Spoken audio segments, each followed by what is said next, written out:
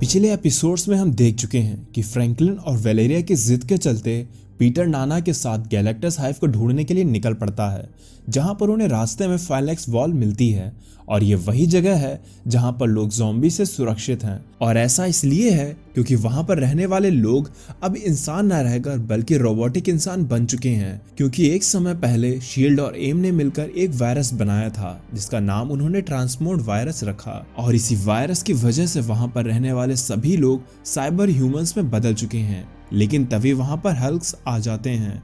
उन्हें भले ही खाने से मतलब नहीं हो, लेकिन हल्क्स को इश्मेल से तो मतलब है ही, जिस वजह से पीटर और फ्रैंकलिन वेलेरिया के साथ वहां से भागने लगते हैं और उनको बचाने में वेव अपनी कुर्बानी दे देती है, जिसकी वजह से पीटर और उसके साथी वहां से बचने में कामयाब होते हैं। लेकिन तभी वेलेरिया को ये समझ में आता है कि वो गैलेक्टस हाइव को जिस जगह पर ढूंढ रही है वो अर्थ की सरफेस पर तो है ही नहीं, बल्कि गैलेक्टस हाइव तो समुद्र की गहराई में अटलांटिस के अंदर है। तो गाइस, यही था जो हमने पिछले एपिसोड्स में देखा था, और आज के एपिसोड्स में हम ये जानेंगे कि ज़ॉम्बीज आखिर कौन हैं और कहां से आए हैं। तो इसीलिए इस वीडियो को पूरा जरूर देखना। तो अब इस कहानी को शुरू करते हैं।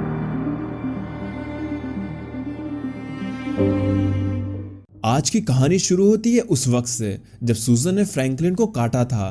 तो वहीं पर खड़ा पीटर कहता है, सूजन, ये तुमने क्या किया? वो तुम्हारा बेटा है। जिस पे सूजन कहती है, हाँ, मैं ये बात जानती हूँ कि ये मेरी फैमिली है, इसीलिए तो मैं यहाँ पर इसके लिए आई हूँ ताकि ये इस नई फैमिली को ज्वाइन कर सके। और वैसे भी ये सबसे ज़्यादा पावरफुल है, हमें इसकी बहुत ज़रूरत पड़ने वाली है। और हाँ, अगर तुम लकी रहे तो जल्दी ही तुमसे तुम्हारी मेरी जैन भी आकर तुमसे मिलेगी। मेरी जैन का नाम सुनते ही पीटर को गुस्सा आ जाता है और वो जैसे ही सूजन पर अटैक करने को होता है कि तभी जॉनी अपनी फायर उन पर ब्लास्ट कर देता है, जिस मौके का फायदा उठाकर पीटर सूजन की गोश्त से फ्रैंकलिन को लेकर भाग जाता है। पीटर को पकड़ने के लिए द थिंग भी उसका पीछा करता है, लेकिन पीटर सिर्फ पीटर नहीं है, वो स्पाइडरमैन है। और तभी स्पाइडी छत से जंप लगा देता है। पीटर फ्रैंकलिन से कहता है, हैंग ऑन बडी, मैं तुम्हें कुछ नहीं होने दूंगा, बस तुम खुद पर कंट्रोल रखना, खुद को किसी ज़ॉम्बी में बदलने मत देना, मैं तुम्हें बचा लूंगा फ्रैंकलिन। और तभी हमें प्रेजेंट टाइम पे ले जाया जाता है, जहाँ पर सभी लोग बैठकर एटलांटिस की ओर जा रहे होते हैं। नाना कहती है, मास्टर पीटर, मुझे सामने समुंदर के ऊपर कुछ स्ट्रक्चर नजर आ रहे हैं। जिसपे पीटर कहता है, हाँ, उसे कुछ साल पहले शील्ड और एम ने मिलकर उन लोगों के लिए बनाया था जो धरती पर रहा करते थे, ताकि वो भी वहां पर सांस ले सकें। खैर, ये सब काफी पुरानी बात है, लेकिन तुम जरा स्लो चलना और ये कोशिश करो कि क्या वहां पर किसी तरह का कोई कम्युनिकेशन हो सकता है। वैसे इसकी पॉसिबिलिटी तो नहीं है, लेकिन फिर भी ट्राई करना। जिसपे नाना ने कहा, ठीक है मास्टर पीटर। और फिर तभी वो सभी लोग उस जगह पर लैंड होते हैं। ये जगह कभी इंसानों से भरी हुआ करती थी, क्योंकि यहाँ पर एटलांटिस को विजिट करने वाले लोग आया करते थे। लेकिन अब यहाँ पर सन्नाटे के सिवा कुछ भी नहीं है। लेकिन ये सन्नाटा भी ऐसा है जैसे किसी शांति के पीछे कुछ बहुत बुरा होने वाला है। पीटर फ्रैंकलिन और वेलेरिया से पूछता है कि क्या तुम लोग अभी भी इसे करना चाहते हो, क्योंकि ये हमारा लास्ट मौका है, हम अभी भी यहाँ से जा सकते हैं। लेकिन वेलेरिया उस जगह को स्कैन करते हुए आगे बढ़ते हुए बोलती है, कमाल है, यहाँ पर तो रेडिएशन का लेवल उस लेवल का ही नहीं है जितना मैंने एक्सपेक्ट किया था। मुझे अब ऐसा लगता है कि गैलेक्टस हाइव जरूर समुद्र के अंदर गहराई में है, तभी ये सिग्नल इतने स्ट्रॉन्ग नहीं है। पर अभी वेलेरिया की बात खत्म भी नहीं हुई थी कि तभी धूम, एक जोरदार आवाज के साथ वो पूरी जगह हिलने लगती है, जैसे अब इस शांति को भंग करने के लिए कुछ बहुत बड़ा उधर आ पहुंचा हो। पीटर सभी को अपने आसपास की चीजों को कसकर पकड़ने के लिए बोलता है। तब हम देखते हैं एक बड़े से सी मॉन्स्टर को, जिसने उस पूरी जगह को हिलाकर रख दिया था, और उसके साथ में ज़ॉम्बीज एटलांटिस भी उन पर झपट पड़ते हैं। अब ये सिचुएशन काफ़ी बुरी हो चुकी थी। सबसे पहले तो ये लोग अर्थ की सरफेस से दूर थे, जिस वजह से इनके पास बचने या भागने के लिए जगह ही नहीं थी। दूसरी ये कि उनके सामने एक बड़ा सा मॉन्स्टर है, और साथ ही में ये ज़ॉम्बीज़ भी, जिन्हें मारना मुश्किल है। और अगर धोखे से कोई ज़ॉम्बी इनको किसी तरह से काट लेता है तो वो भी ज़ॉम्बीज़ में बदल जाएगा। और इस वजह से इतने कम ऑप्शन अवेलेबल होने की वजह से पीटर उन सभी को एलिवेटर से नीचे जाने के लिए बोलता है। नाना भी उनके लिए उस एलिवेटर के जाने के लिए रास्ते को साफ करती है और उन सभी को अपने हाथ में लेकर नीचे की ओर जंप कर जाती है।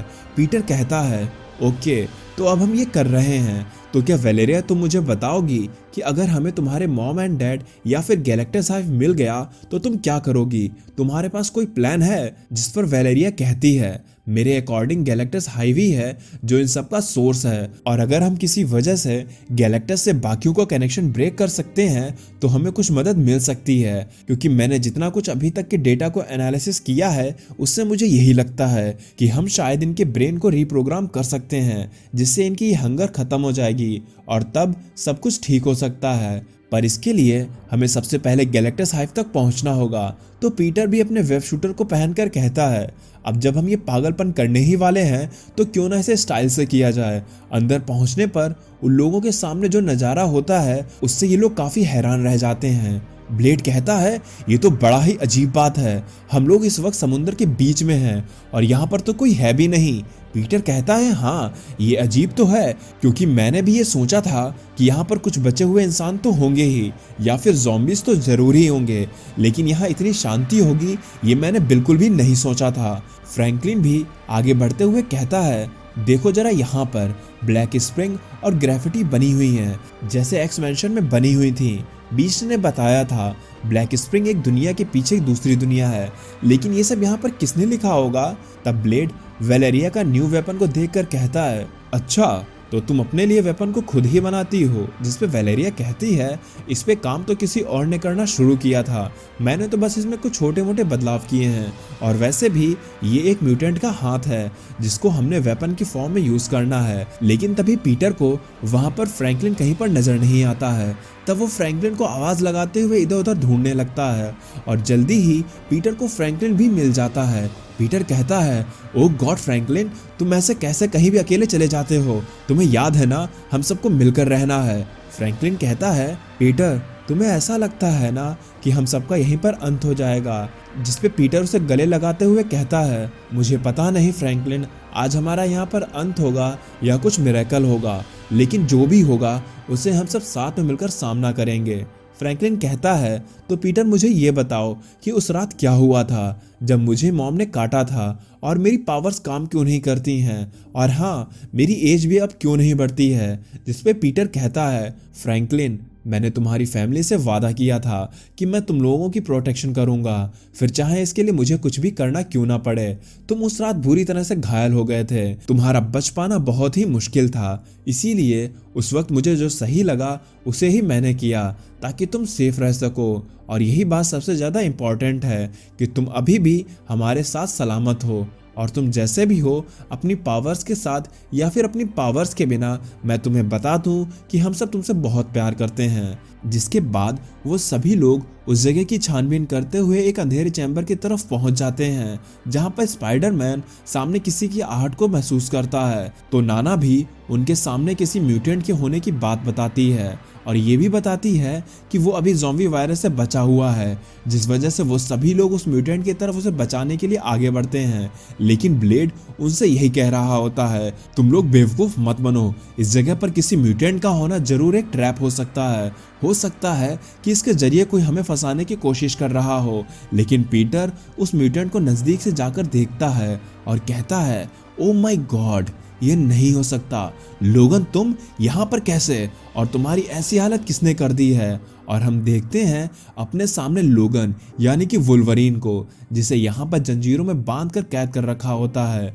लोगन की यह हालत इतनी बेकार हो चुकी थी कि अब वो अंधा हो चुका था, क्योंकि लोगन की पावर्स ही ऐसी हैं जिसे अगर काटा या फाड़ा जाए तो उसकी बॉडी फिर से रीग्रो हो जाती है। तो इसी वजह से ये उन ज़ॉम्बीज़ के लिए एक फूड की तरह था। वो जैसे जैसे लोगन को खाते जाते थे, लोगन की म्यूटेंट पावर उसको फिर से ठीक कर देती थी। लेकिन हर पावर की एक लिमिट होती है और लोगन की पावर्स की लिमिट अब खत्म हो चुकी थी। वो फिर से खुद को रीग्रो नहीं कर पा रहा था, और ऐसा इसलिए था क्योंकि लोगन उनके पास एक लंबे समय से बंदी था, उनके खाने की तरह। लोगन की ये हालत सच में भयानक थी, लेकिन फिर भी लोगन उनसे कहता है, तुम लोग बेवकूफ हो क्या जो यहाँ पर आ गए? ये एक ट्रैप है, तुम्हें ये समझना चाहिए था। पर तभी वहां पर मैजिक आती है और कहती है, कम ऑन लोगन, तुम हमेशा ही सरप्राइज को पहले ही बताकर पूरा मजा खराब कर देते हो।